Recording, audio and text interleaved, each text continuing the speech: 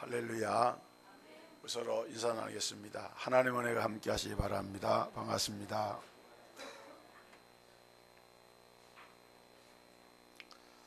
어느 부부가 신혼 때 이렇게 말다툼을 하게 됐습니다.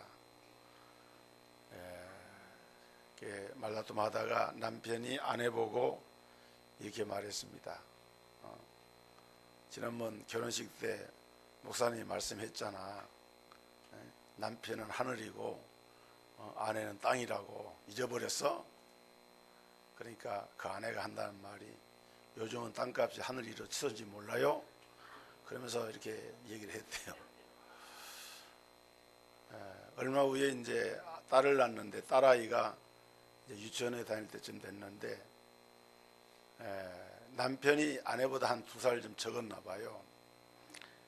근데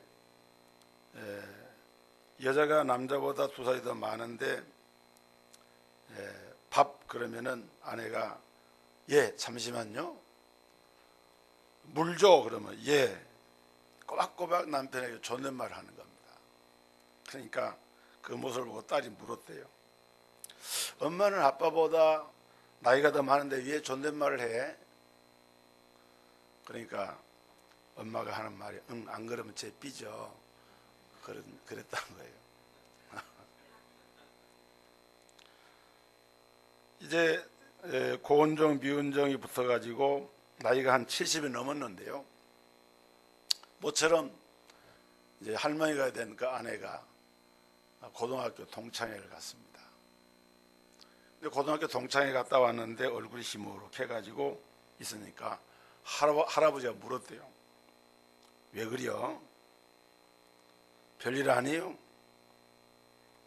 눈치를 보던 할아버지가 별일 아니긴 뭔 일이 있구만. 할머니가 뻑 소리치면서 아니라니까. 할아버지가 옛날 잘못한 일이 생각이 나가지고 당신만 밍크 코트가 없었어? 그래도 할머니는 아무 말도 안 들어합니다. 당신만 다이아 반지가 없었어? 역시 할머니가 아무 대답이 없고 침묵을 합니다. 그럼 뭐요? 할아버지가 다시 물으니까 에휴, 할머니 하는 말이 나만 남편이 살아있슈?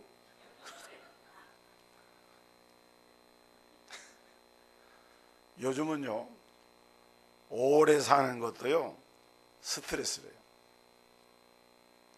우리 현대인들은 수많은 종류의 스트레스에 시달리는데 경제적인 부담의 스트레스, 자녀 교육의 스트레스, 직장에서 겪는 업무 스트레스, 또 인간관계에서 오는 각종 스트레스로 인해서 아주 힘겹게 살아가고 있는데, 그런데 사실은 이렇게 스트레스라고 하는 것이 항상 나쁜 것만은 아니라 그래요.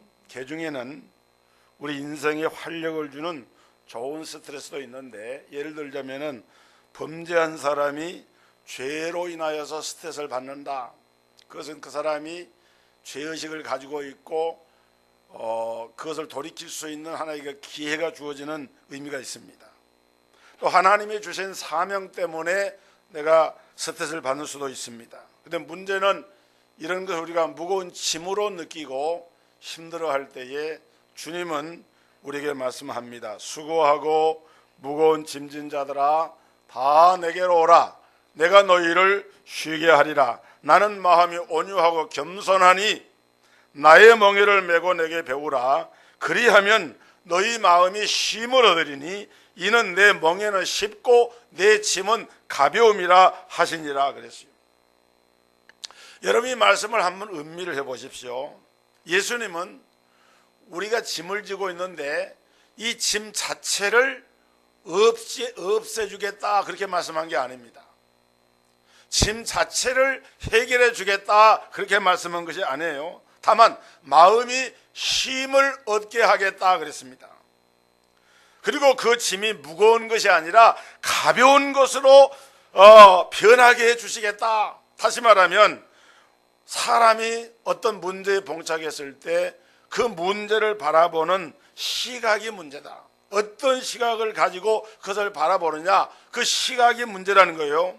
우리를 힘들게 하고 스트레스를 주는 그런 것들이 우리를 해롭게 하는 것이 아니고 복을 주는 통로가 되어줄 수가 있고, 오히려 그것을 통해서 하나님 앞에 가까이 나가는 기회가 될 수도 있다 하는 말씀을 지금 하고 있는 거예요. 여러분, 영적인 지도자였던 사도 바울에게도 스트레스가 있었습니다. 사도 바울은 복음 전도자로서 엄청난 스트레스가 있었습니다. 물론 이러한 걱정은 세상 걱정이 아니고 하나님을 기쁘게 해드리는 걱정이었습니다. 고린도전서 9장 16절 17절에 내가 복음을 전할지라도 자랑할 것이 없음은 내가 부득불 할 일임이라. 만일 복음을 전하지 아니하면 내게 화가 있을 것이미로다. 내가 내 자의로 이것을 행하면 상을 얻으려니와 내가 자의로 아니한다 할지라도 나는 사명을 받았노라 그랬어요. 여러분, 바울 사도는 복음을 전하는 것을 부득불 할 일이다 그랬습니다. 부득불이라고 하는 말은 무슨 말입니까? 이건 내게 주어진 사명이고 내게 주어진 하나님께서 맡겨주신 일이 되기 때문에 피할 수가 없는 이 짐을 내가 지고 가야 하는, 그러한 어차피 이 짐을 지고 가야 하는 그런 짐이 나에게는 주어져 있다. 바울은 그런 생각을 가지고 복음을 전했다는 것입니다. 만일 복음을 전하지 않으면 내게 화가 있을 것입니다. 이건 바울이 그 마음속에 가진 자의식이었어요. 여러분, 우리가 이걸 좀 다른 각도로 본다고 하면 바울이 그런 마음을 가질 때 바울은 얼마나 이 전도 때문에 스트레스를 많이 가졌겠습니까? 내가 복음 전해야 돼. 복음 전해야 돼. 복음 전하지 않으면 내게 화가 임할 수도 있어. 그런 마음속에 그 갈등과, 그러면서도 복음을 전하면서 헌신하는 그 바울 속에는 한편에는 기쁨이 있고 한편에는 영적인 그런 무거운 부담감이 항상 스트레스로 자리를 잡고 있었다 그 말입니다. 여러분, 우리가 신앙생활을 하면서, 믿음 생활을 하면서 이런 거룩한 영적인 부담감을 우리가 가져야 되는데, 신앙생활을 하면서도 그런 거룩한 부담감이 없다, 영적인 스트레스가 없다, 그러면은 사실은 그런 영적으로 뭔가 문제가 있는 거예요. 오늘 여러분 곁에는 믿지 않는 사람이 있습니까? 그렇다면 왜 하나님은 그들을 여러분의 곁에 붙여주셨겠습니까? 그것은 다른 것이 아니라 그들에게 복음을 전해서 주님께 인도하라고 하는 그런 주님의 메시지가 거기에 담겨져 있다는 것입니다. 여러분을 통해서 그들을 구원하려고 하는 하나님의 간절한 계획이 그 가운데 있다 그 말이에요. 그들의 영혼을 복음을 통해서 구해내야 할 터인데 어떻게 우리가 그들을 구해낼 수가 있겠습니까? 오늘 저는 이 본문을 통해서 하나님의 전도 방법, 하나님은 어떻게 전도하시는가 하는 것을 말씀을 드리므로 이 부분에 대한 성경의 교훈을 함께 나누고자 하는 것입니다. 첫째로, 하나님은 반드시 사람을 통해서 사람을 구원하신다는 사실입니다. 오늘 본문에 보면은 예수님께서 갈릴리 베세다 사람인 빌립을 부르셨습니다. 빌립을 부르기 전에 먼저 안드레를 부르셨고, 안드레가 자기 형님 베드로를, 시몬을 이제 인도해서 이제 이 시몬을 가리켜서 주님이 이제 너는 베드로라 이렇게 하시고, 안드레와 이 베드로 형제가 주님을 따르게 되고, 그 다음에 부름받은 사람이 빌립이었는데, 이 빌립은 성경을 많이 읽고 하나님의 말씀을 깊이 묵상하면서 메시아를 사모하는 그런 사람이었습니다. 그리고 주님은 바로 그 빌립을 통해서 또 다른 제자인 나다나엘을 부르셨어요. 여러분, 우리 주님은 이렇게 사람을 불러내실 때 반드시 사람을 통해서 일을 하고 계신다는 사실을 알아야 합니다. 여러분을 부르실 때는 누구를 통해서 부르셨습니까? 여러분이 처음에 예수 믿을 때, 여러분이 처음에 예배당에 나올 때, 여러분은 어떻게 하나님이 아무개야 너 동석교회 나가라 그렇게 음성을 듣고 나오셨나요? 아니죠. 혹시 어떤 경우는 자기 발로 교회를 찾아가는 경우도 없잖아 있지만은 여러분, 하나님께서는 여러분을 부르시길 원하셔서 일찍부터 사람을 준비하셨고 그 사람을 통해서 여러분이 주님을 만나게 하셨고, 마찬가지로 오늘 여러분도 누군가를 부르시는 일에 하나님이 들어쓰시는 사람으로 준비하고 있다고 하는 사실을 우리가 착각할 필요가 있다 그 말입니다. 나 혼자 잘 믿고 나 혼자 구원받고 나 혼자 천국 가기 위해서 내가 부름받은 것이 아닙니다.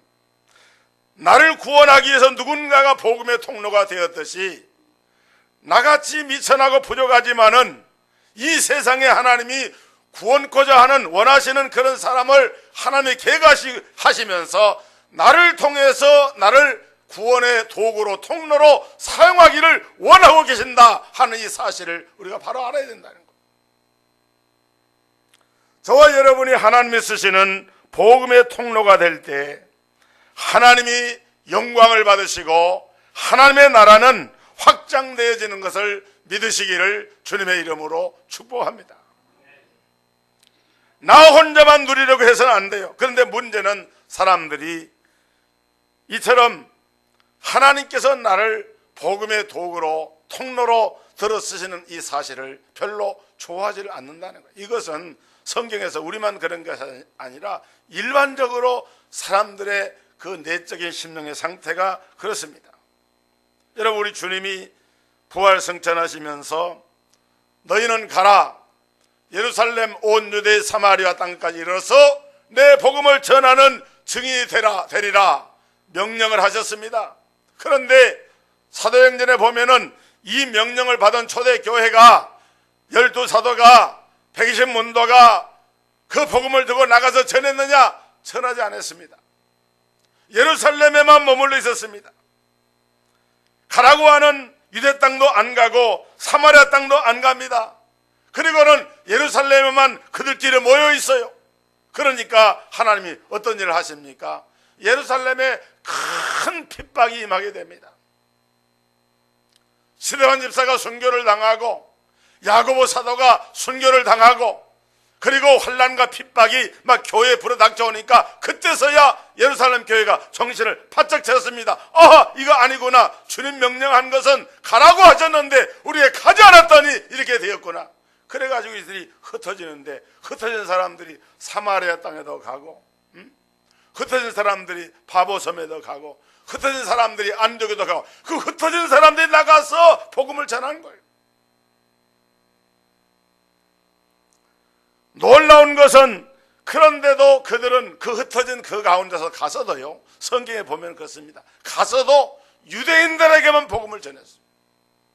처음에 복음을 전할 때 유대인들이 이스라엘 유대 땅에만 사는 것이 아니라 소아시아 여러 지방에 흩어져 사는데 그 소아시아 지방에 들어가서도 처음에 복음을 전할 때에 유대인들에게만 복음을 전했어요. 그만큼 사람들의 마음이 유대인들의 선민의식과 그 다음에 자기들이 하나님의 택자라고 하는 우월의식을 가지고 이방인들에게 나가서 복음을 전하는 것에 대해서는 눈을 가리고 있었어요. 여러분, 오늘 교회의 임무 중에 하나는 우리가 모여서 예배하고 주님을 섬기는 일이 있습니다. 그러나 그에 못지않게 중요한 것은 흩어져서 증인의 사명을 감당하는 것입니다. 모여서 예배하고 흩어져서 복음을 전하는 것, 이것이 우리에게 부여된 사명이고 교회에 부여된 사명입니다. 이 사명이 12 제자에게만 주어진 것이 아니고 초대교회만 주어진 것이 아니고 오늘 우리에게도 이 사명이 주어져 있다, 이 사실을 우리가 깨달아야 합니다. 오늘 여러분들이 어떤 형태로든지 복음을 전하는 통로로 쓰임받게 되기를 주님의 이름으로 축원합니다. 축원합니다. 이거 주님의 명령이에요. 여러분 속에는 복음이 흘러나가서 마치 성전 문지방에서 흘러내린 이 물줄기가 1,000척, 2,000척, 3,000척, 4,000척 흘러가서 저 아라바만까지 흘러가서 그 물길이 닿는 곳곳마다 소생하는 역사가 일어나고 생명의 열매가 맺혀지고 어부들이 고기를 잡고 노래하면서 하나님의 그 놀라운 구원의 생명의 역사가 이루어지는 이런 장면을 묘사한 에스겔에 기록된 환상처럼 복음이 흐르고 흘러서 넘쳐나야 되는 거예요. 할렐루야. 그래서 여러분 가운데 일가 친척이나 주변의 이웃이나 친구들이 아직도 예수를 믿지 않고 있다고 하면은 그 사람들에 대한 책임이 다른 사람에게 있는 것이 아니라 우선적으로 나에게 있다. 우리가 그런 이 부채의식, 영적인 스트레스, 부담감, 거룩한 부담감을 우리 마음속에 가져야 한다 그 말이에요. 여러분 복음을 전하지 못하면서도 그런 부담감조차도 이렇게 갖고 있지 못하다. 이것은 잘못된 거예요. 우리 하나님 앞에서 이것은 우리가 정말 회개해야 될 일입니다. 두 번째로 사람을 구원하는 일은 사람이 아니라 주님 자신이요 하나님의 말씀인 것을 우리가 믿고 깨달아야 합니다. 한번 따라 합시다. 사람을 구원하는 것은 나 자신이 아니고 주님 자신이요 하나님의 말씀이다. 우리가 도구로 쓰여지는 건 사실이지만은 그러나 정말 부르신 영혼을 구원하는 그 일을 주도하시는 그 일은 누가 하느냐? 내가 하는 것이 아니라 나를 들어서시는 주님이 그 일을 하시고 주님이 또한 그 일을 하실 때 주님의 말씀을 통해서 그 일을 하신다. 이 사실을 우리의 심령 속에 각인이 되어야 됩니다. 우리는 사람을 주님께로 인도합니다. 그러면 주님이 그 사람을 만나주시고 그 사람을 변화시켜 주십니다. 오늘 본문 45절에 보면은 빌립이 나다나엘을 찾아 이르되 모세가 율법에 기록하였고 여러 선지자가 기록한 그 일을 우리가 만났으니 요셉의 아들 나사렛 예수니라. 빌립이 나다나엘을 찾아갑니다. 나다나엘을 찾아가서 분명하게 소개합니다. 모세가 율법에 기록했고 여러 선자들이 기록한 그분을 우리가 만났다. 요셉의 아들 나사렛 예수시다. 여러분 빌립이 예수님을 소개할 때에 모세가 율법에 기록한 사람, 여러 선지자가 기록한 그 사람을 만났다. 이 말의 뜻이 무슨 말입니까? 빌립이 나다나엘에게 이 말씀을 전할 때는 신약 성경이 아직 기록되기 전입니다. 구약 성경만 있었어요.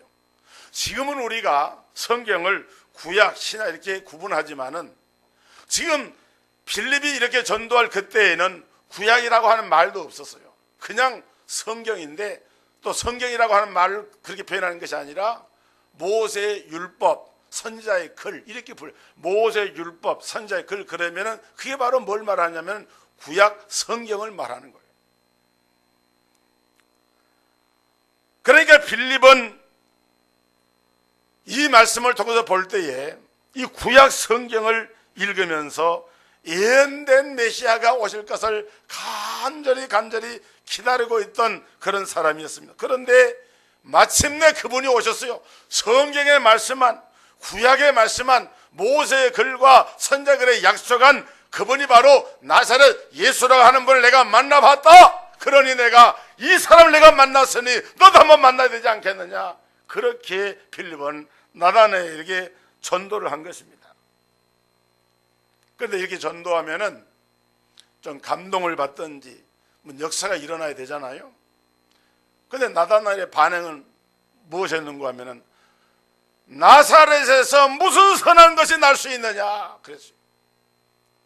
실제로 나사렛이라는 동네는 유대 땅에서도 저 북쪽에 갈릴리 북쪽에 있는 자그마한 그런 시골 동네로서 그야말로 가난한 사람, 가난한 노동자 이런 어려운 사람들이 모여 사는 그런 동네였습니다. 그러니까 그런 나사렛에서 무슨 대단한 것이 날 수 있냐는 거예요. 여러분, 예수님은 유대 땅 베들레헴에서 나셨지만은 자라나시기는 나사렛 동네에서 자라나게 됩니다. 왜냐하면 예수님의 부친인 요셉이 그 나사렛에서 터를 잡고 살고 있고 거기서 목수일 하면서 살고 있는데, 예수님은 그 집안에서 낳았기 때문에 이제 그 나사렛 동네에서 자라시니까 예수님은 자연스럽게 나사렛 사람이라 이렇게 일컬어진 게 된 겁니다. 근데 나다나엘은 생각해 볼 때, 예수라고 하는 사람이 나사렛에서 났다는, 나사렛에서 무슨 선한 것이 날 수 있느냐? 지금 나다나엘은 편견을 가지고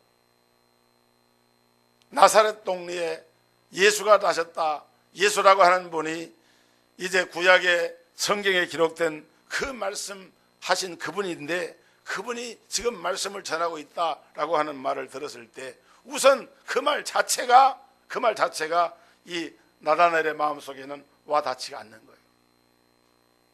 여러분, 우리가 전도하다 보면은 정말 이렇게 무시를 당할 때가 많습니다. 너나 예수 잘 믿으라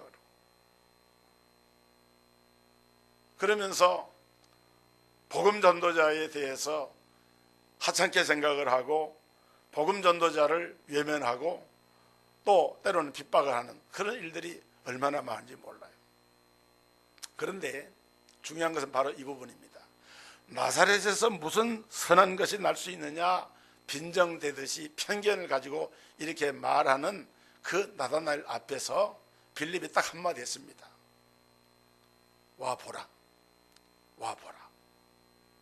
한번 따라해 보세요. 와 보라. 이게 굉장히 능력 있는 말입니다. 한번 다시 와 보라. 너 지금 편견을 가지고 이런저런 생각을 가지고 나서 무슨 선한 것이 날 수 있냐고 그렇게 말하면서 그러는데, 너 번지수 잘못한 거야. 한번 와봐. 와서 보란 말이다. 네가 와서 보면 네 생각이 달라질 거야. 네가 가진 편견이 부서질 거야. 네가 예수를 만나면 네 생각이 달라질 거야. 이런 믿음을 가지고 와 보라 하고 선언했어요. 여러분, 사실 빌립은 성경을 알고 또 성경에 기록된 나사렛 예수에 대한 믿음의 확신을 가지고 이제 나사렛 예수를 소개했지만은, 그 전도를 받는 나다나엘은 편견을 가지고 오히려 빌립을 향해서 빌립이 무한할 정도로 이렇게 나사렛에서 무슨 선한 것이 날 수 있겠느냐라고 하면서 그 말을 듣지 않았지만은, 빌립은 한 발짝도 뒤로 물러가지 않았습니다. 자기가 믿는 믿음의 확신을 꺾지 않았어요. 너 예루살렘에 말을 하면 와봐라, 와봐라. 여러분 보세요. 우리가 복음 전할 때요, 복음 전할 때 담대해야 되고요. 사실 우리가 복음을 설명을 많이 해야 복음을 받아들이고 그 사람이 변화가 될 것이라 기대를 하는데, 그럴 필요 없어요. 왜? 아까 처음 제가 말씀했죠. 사람의 영혼을 구원하는 일은 사람이 하는 것이 아니라 누가 해요? 주님 자신이 하시고 하나님의 말씀이 하는 거예요. 믿으시기를 주의 이름으로 축원합니다. 하나님이 하신다 그 말이에요. 하나님이. 우리는 다만 주님의 명령을 따라서 다만 전달하는 겁니다. 와 보라, 이렇게 외칠 때 그러면 네가 알게 될 것이다. 여러분, 왜 하나님의 말씀은 능력이 있느냐? 히브리서 4장 12절에 보니까 하나님의 말씀은 살아있고 운동력이 있어서 좌우의 날선 어떤 검보다도 예리하여 혼과 영과 및 관절과 골수를 찔러 쪼개기까지 하며 또 마음의 생각과 뜻을 감찰하나니, 한마디로 말하면은 하나님의 말씀이 사람의 마음을 변화시킨다는 거예요. 여러분, 우리가 어떤 사람에게 복음을 전해서 믿게 할 때에 어떤 설득이나 어떤 논리를 가지고 하는 것이 결코 아닌 것입니다. 내가 한다고 생각하니까 어려운 것이지, 우리는 다만 와 보라고 전하기만 하면 되는 거예요. 여러분, 우리나라에 제가 몇 번 예배 때 소개했습니다마는 참 석학 중에 석학이라 할 수 있는 분이 이혜령 선생이 있습니다. 이 이혜령 선생이 예수님을 믿는 사람이 됐어요. 이 사람은 불신자였고 지식인이었고 그야말로 저널리스트로서 또 문학인으로서 작가로서 교수로서 명성이 대단한 인물이고 그분의 글이나 그분의 화술 참 대단한 분 아닙니까?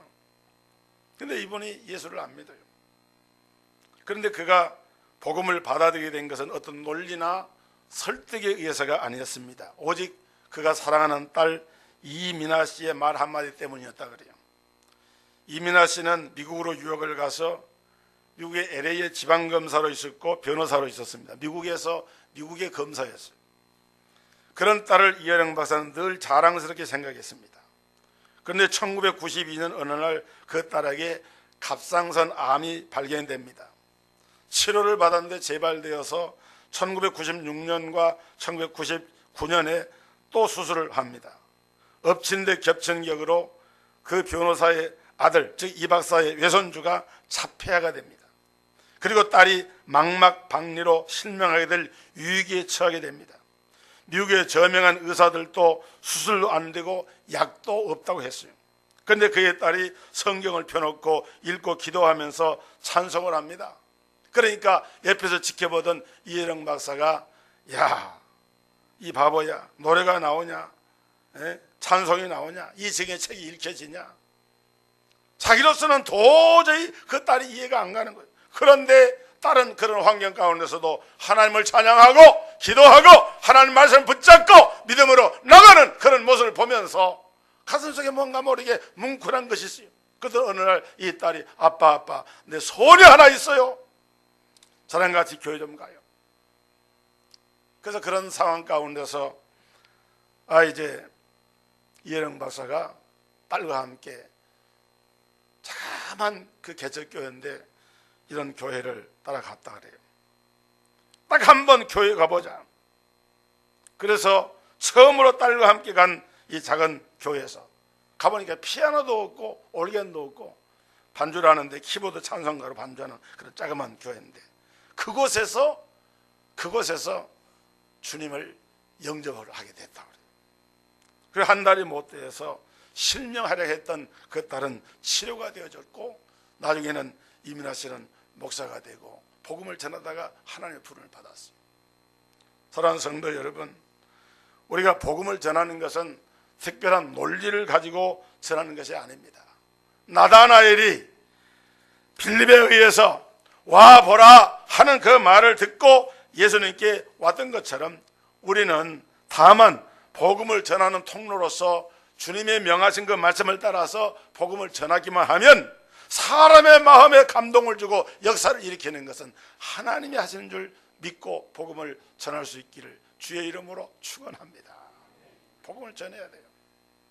그다음 우리 한 가지 알아야 될 사실은 우리가 주님을 알기 전에 주님이 먼저 우리를 아신다는 사실입니다. 예수님이 나다나엘이 빌립의 인도로 자기가 나오는 것을 보시고 아주 중요한 말씀을 했는데 본문 47절에 보니까 예수께서 나다나엘이 자기에게 오는 것을 보시고 그를 가리켜 이르시되 보라 이는 참으로 이스라엘 사람이라 그 속에 간사한 것이 없도다. 이는 참 이스라엘 사람이라 그 속에 간사한 것이 없도다. 나다나엘이 뭔가 모르게 끌리는 것이 있어가지고 보라 하니까 이제 예수님께로 가는데 저만치서 다가오는 그 나다나엘을 보시고 예수님 하는 말씀이 이는 참 이스라엘 사람이다. 그 속에 간사한 것, 이 간사하다고 하는 말은 헬라 말로 돌로스라고 하는 말인데 이 말은 뭐냐면 미끼란 뜻입니다. 우리가 고기를 잡을 때 낚시바늘에 미끼를 넣잖아요. 그럼 고기가 딱 보다가 미끼를 보고서 그걸 벌컥 물었다가 잡히는 거예요. 그러니까 미끼는 뭐냐면은 하나의 속임수입니다. 그래서 어떤 이중성을 가지고 이렇게 할까 저렇게 할까 미끼를 딱 던져주면 거기에 달려붙는 것처럼 이 세상에는 이런 미끼를 던져서 사람을 혹하게 하는 일이 얼마나 많습니까? 그런데 나다나엘은 그 사람의 마음속을 주님이 딱 들여다보시니까 보니까 그 마음에 진실한 사람, 거짓이 없는 깨끗한 그런 사람인 것을 주님 보시고서 이 사람은 참 이스라엘 사람이다, 그 속에 간사한 것이 없도다. 그래서 여기 나다나엘도 사실은 이 사람도 하나님 나라를 소망하는 사람이었어요. 무엇을 보면 알 수 있느냐? 예수님께서 이 나다나엘이 자기에 대해서 이렇게 간사함이 없다고, 진실한 사람이라고 이렇게 말씀할 때에 당신이 나를 어떻게 아셨습니까? 하고 물어봅니다. 그러니까 빌립이 너를 부르기 전에 네가 무화과 나무 아래 있을 때 내가 보았다. 라삐여, 당신은 하나님의 아들이시요 이스라엘의 임금이로소이다. 나다나엘이 신앙 고백을 한 겁니다. 당신은 하나님의 아들이시요 이스라엘의 임금. 이 말은 뭐냐면은 예수님을 메시아로 고백을 한 거예요. 놀라운 일입니다.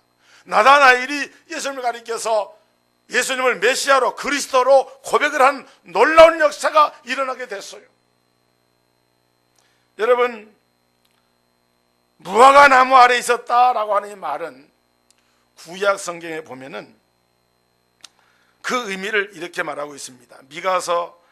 구약의 미가서 4장 3절과 4절에 보면은 그가 많은 민족들 사이에 일을 심판하시며 먼 곳 강한 이방 사람을 판결하시리니 무리가 그 칼을 쳐서 보습을 만들고 창을 쳐서 낫을 만들 것이며 이 나라와 저 나라가 다시는 칼을 들고 서로 치지 아니하며 다시는 전쟁을 연습하지 아니하고 각 사람이 자기 포도나무 아래와 자기 무화과 나무 아래에 앉을 것이라. 그들을 두렵게 할 자가 없으리니 이는 만군의 여호와의 입에 이같이 말씀하셨습니다.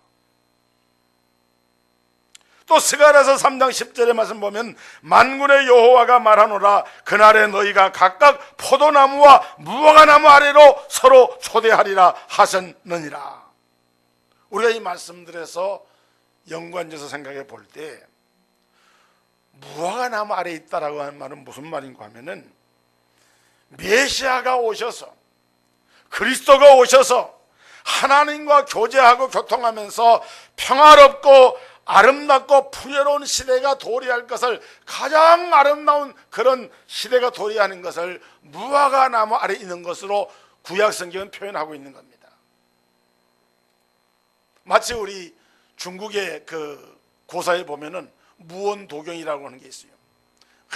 아주 깊은 산골짜기에 복숭아 이런 열매 나무 밑에서 도사가 앉아가지고 신선 노름하는 것을 가리키는 말인데, 그 노장의 철학에서는 그것이 복숭아 나무로 표현되는데 성경에서 무화과 나무 아래 있다라고 하는 것은 메시아가 오셔서 이루어지는 최상의 회복된 상태를 표현하는 말이 무화과 나무 아래 있다는 말의 표현입니다. 그러니까 지금 나다나엘이 네가 무화과 나무 아래 있을 때 내가 너를 보았다, 이 말은 무슨 말이냐? 여러분, 나다나엘은 그 무화과 나무 아래서 메시아를 기다리고 메시아를 사모하는 믿음을 가지고 있었는데 주님은 그 나다나엘을 아시고 때가 되니까 빌립을 통해서 와보라, 그 전도를 듣게 해서 결국은 예수님 앞에 나와서 예수님 앞에 참 이스라엘 사람으로서, 간사함이 없는 사람으로서 참으로 예수님을 하나님의 아들이시요 이스라엘의 임금이로소이다 하고 고백하는 신앙의 고백의 차례에 이르도록 하신 그 일을 누가 하셨느냐? 하나님이 그 마음을 아시고 하셨다, 그 말입니다. 사랑하는 성도 여러분, 우리 주님은 우리 속도 아시고 우리 과거도 우리 미래도 아십니다. 여러분이 먼저 주님을 아신 것이 아니라 주님이 여러분을 먼저 아셨습니다. 나다나엘이 주님을 먼저 안 것이 아니고 주님이 먼저 나를 아셨어요. 내가 주님을 선택한 것이 아니고 주님이 나를 선택해서. 요한복음 15장 16절에 너희가 나를 택한 것이 아니요 내가 너희를 택하여 세웠나니 이는 너희로 가서 열매를 맺게 하고 또 너희 열매가 항상 있게 하여 내 이름으로 아버지께 무엇을 구하든지 다 받게 하려 함이라 그랬어요.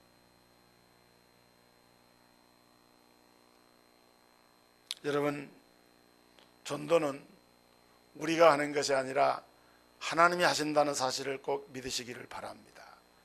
그리고 우리가 전도하기 전에 전도할 대상자나 전도자의 마음을 먼저 아시고 하나님 지금도 일하고 계신다고 하는 걸 믿고 우리는 다만 데려오는 것, 그러면 주님이 변화시켜 주시고 주님이 천국 일꾼으로 만들어 주신다고 하는 이 확신, 이 하나님의 전도 방법을 마음에 담고 복음을 전하는 이런 복된 성도들이 되시기를 바랍니다. 기도하겠습니다.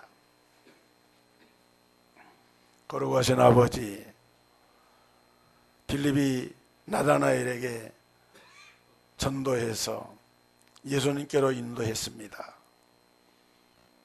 사람은 사람의 속을 알지 못하지만 하나님은 우리 각 사람의 마음의 깊은 것을 아시고 그 영적인 고민과 그 아픔과 상처를 아시고 오셔서 우리에게 예수 그리스도의 복음을 통하여 놀라운 생명으로 변화시켜 주시고 거듭나게 하시고 구원의 백성으로 아름답게 세워주시는 주님이십니다. 이 주님을 우리가 증거하고 전할 수 있도록 우리의 마음속에 예수는 그리스도이심을 믿고 확신하고 이 복음을 전하여서 우리의 주변에 믿지 않는 많은 영혼들을 그리스도 앞으로 인도하여 하나님의 구원의 축복을 누리게 하여 주옵소서. 예수 그리스도 이름으로 기도하옵나이다. 아멘.